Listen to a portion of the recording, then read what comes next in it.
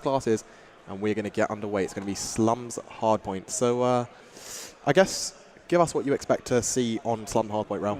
Crikey, it's going to be hard to say, really. I haven't really seen too much of the All-Stars play, but I know that Epsilon have been particularly strong. When they actually played against Prophecy, they won both of their hardpoint games. The first one very convincingly, which was a 250-point to 156-point victory. But yeah, it is going to be really, really good. We're just getting the signals from the players now saying they're happy to start. It's the Turtle Beach Call of Duty Spring Championships. Just a quick mention as well, if you guys want to get involved with this, be sure to check out the Facebook page, facebook.com/European Gaming League. I think we're ready to go here, Slay. And we are ready to go. Interesting side point, it's going to be Epsilon being coached by Nick Ward, the Prophecy player. That SMG, he's going to be coaching. It's going to be really nice for them to have that support. Obviously, Fariko had their... also have support from their own coach, but it's good to see players supporting the other teams. So let's jump on board with Rush. We're going to get this game started. Ro, why don't you take it away? It's Hardpoint on Slums. Yeah, and of course Excellence is going to be part of that Epsilon team when they do travel out to LA, replacing Sowers for that.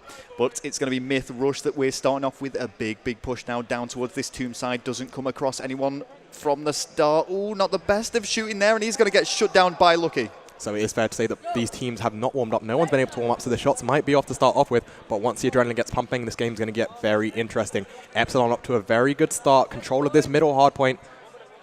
And they are actually getting off to a 15-point head start here.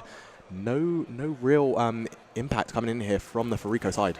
Yeah, I mean, Fariko seem to be almost going in single file, and this is really, really bad. There's 23 points ahead for Epsilon. Fariko are doing all they can here, but they might even have to just write this hard point off.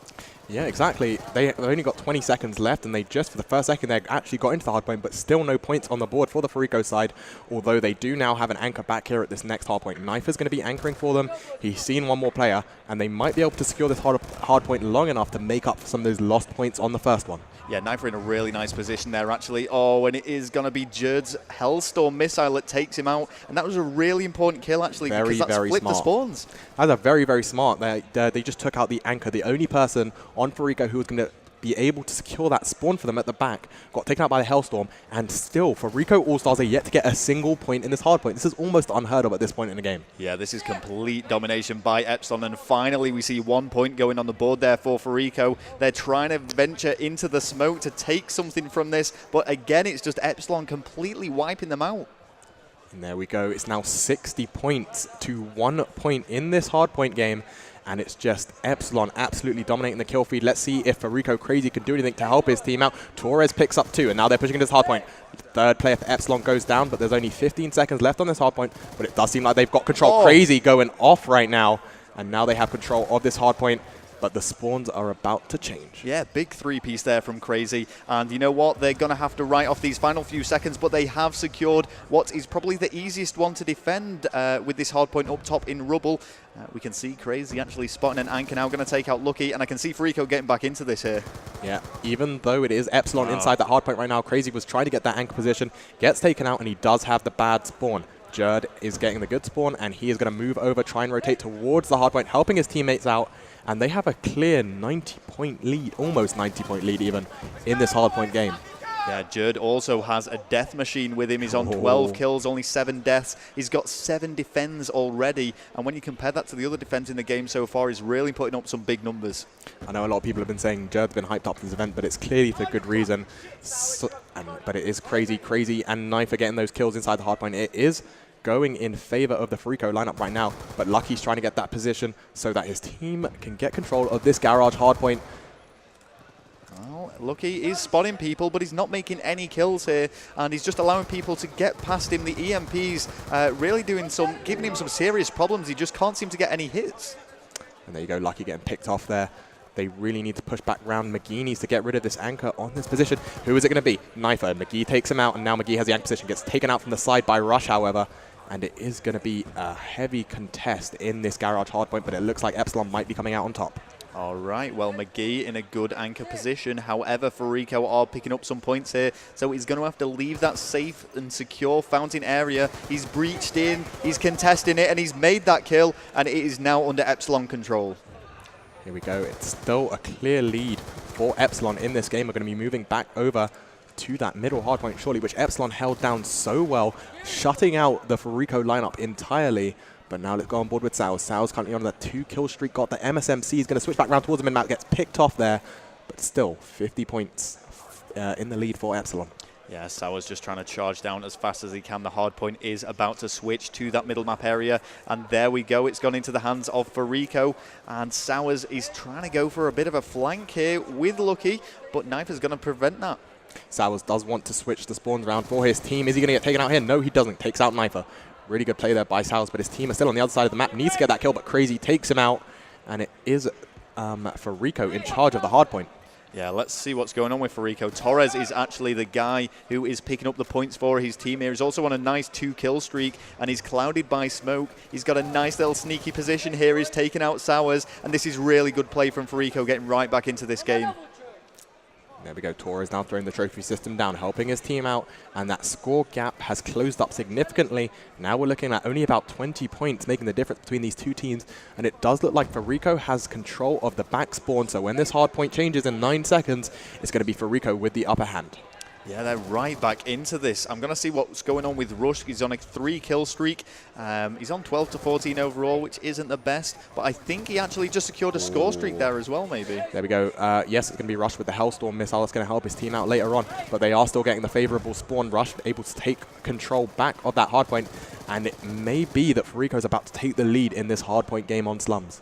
Yeah, I mean, they're holding this position for quite some time now. If we just bring up the map, see what's going on, we can also see it's Knifer who's anchoring, and there was some big play there from Fariko. They've actually taken the lead for the first time in this game, and they are now well in control of this map.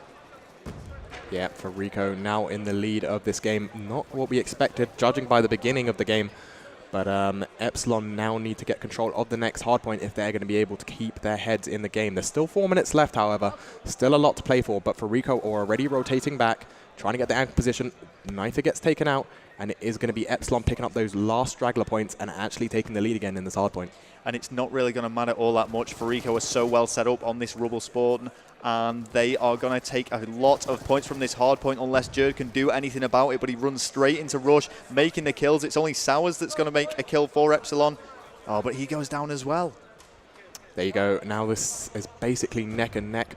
Both teams trying so hard to pull away in this hard point game, but it is going to be Fariko who do take the lead. Sauers trying to stop things. Actually, now it's back with Epsilon. This game just keeps going backwards and forwards in terms of who's in the lead, and it's going to be Epsilon trying to get that anchor position. Knifer does stop it. Ooh, and it is very scrappy here up at the top. Remember, the next hard point is going to be in that garage area. So, I mean, securing this hard point itself also puts you in a better position to get straight onto the next one. And we are now seeing Fariko Dragons about to take the lead once again. As you said, Slay, it's just back and 2 between these two teams.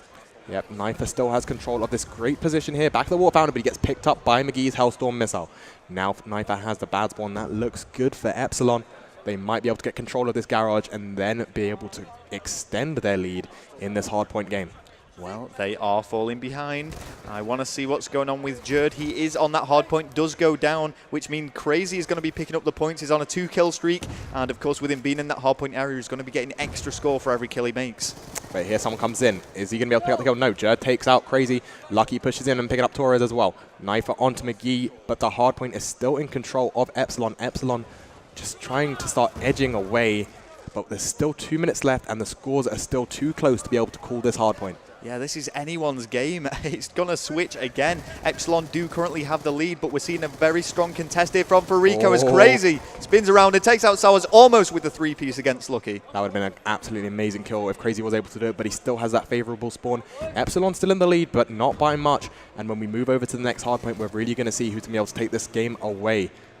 Well, Jerd has introduced the Death Machine to the battlefield. Let's see if he can do some damage with this. Put it away for a while.